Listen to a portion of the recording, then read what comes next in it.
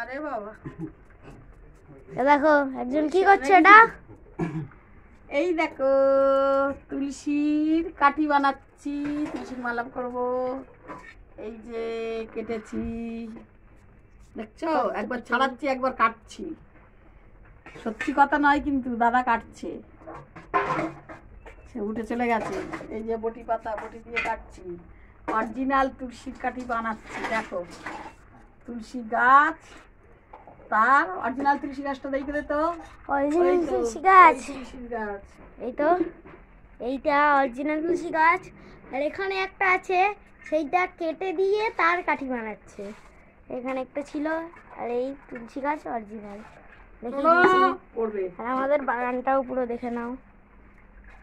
বাগান, হ্যাঁ garden, garden, ছোট্ট পেঁপে গাছ। কমেন্টে জানাবে কে কে তুলসীর কাঠি বানাতে পারো। কমেন্টে জানাবে কে কে তুলসীর কাঠি বানাতে পারে।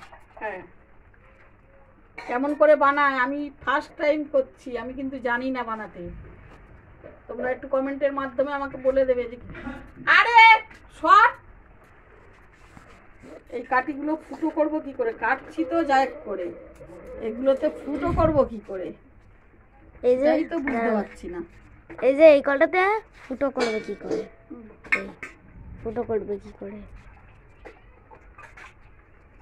রাখ রাখ রাখ, একটা কাটতে অনেক দাম লেগেছে।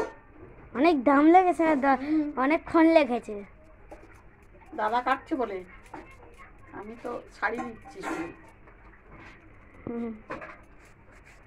বলো, এখনো অনেক কাঠি বাকি।